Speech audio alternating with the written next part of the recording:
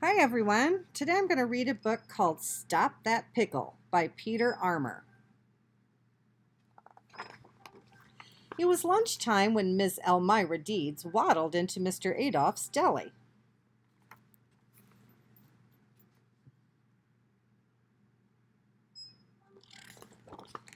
"I would like a pickle, please," she said. "Why, certainly," said Mr. Adolph, wiping his hands. He unscrewed the lid on the giant pickle jar and looked inside. There was only one fat pickle left floating in the brine.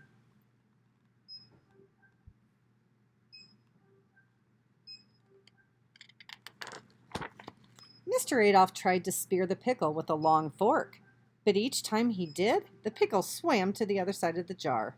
This pickle did not want to be eaten.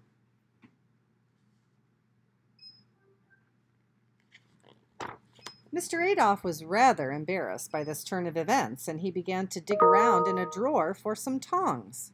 As he was doing this, the pickle climbed out of the jar on his little green legs, darted across the counter, and ran out the door. "Eek!" said Miss Elmira Deeds.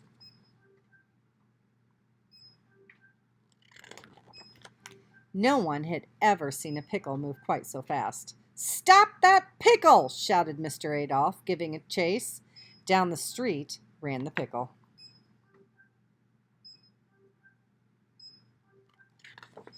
Mr. Adolph quickly tired out and had to sit down on the curb.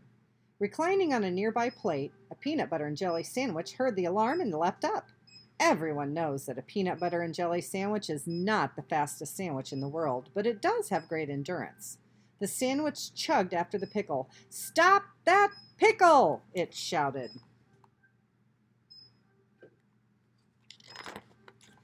As the pickle and the peanut butter and jelly sandwich passed a bake shop, a fat braided pretzel climbed down from the counter and stumbled into the street. It ran a few steps behind the peanut butter sandwich, scattering sesame seeds as it went. "Stop that pickle!" cried the pretzel.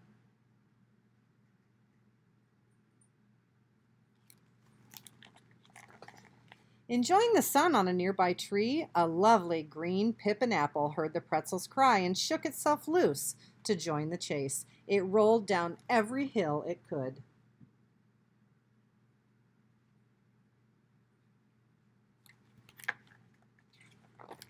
A crowd of toasted almonds, 17 of them, came skittering down the street. Where they came from is anybody's guess. "Stop that pickle!" they peeped with their little almond voices.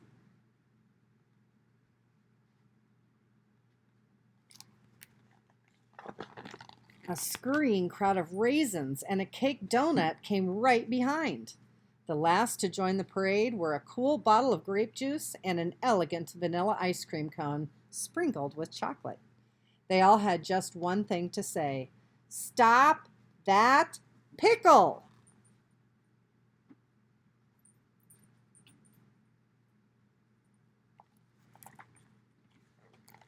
But the pickle was too fast for them all. He had a great time zigging and zagging and thumbing his green pickle nose at his pursuers. Sometimes he would stop and read a newspaper to give them a chance to catch up. They were the slowest food he'd ever seen.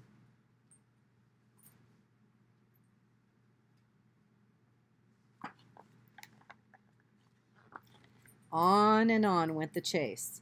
It seemed that it would never end when, oof! Rounding a corner, the pickle collided with a young boy.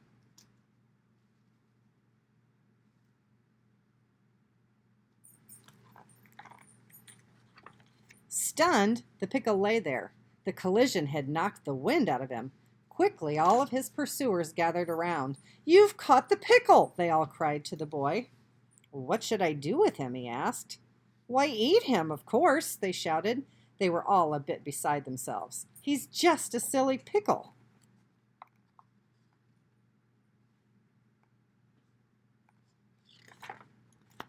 Now, it just so happened that the boy had been playing hard all morning long and somehow had misplaced his lunchbox, and he was terribly hungry.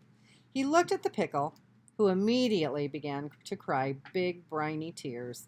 The boy had a better idea.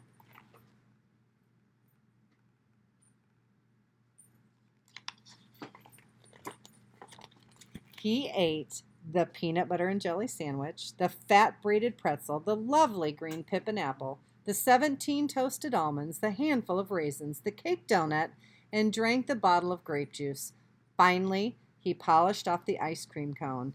The only thing left was the pickle.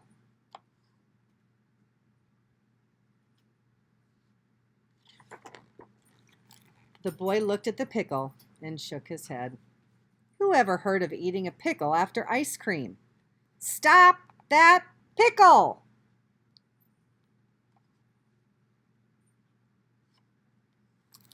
Looks like the pickle escaped again, didn't he? Hope you have a great day and enjoyed the story.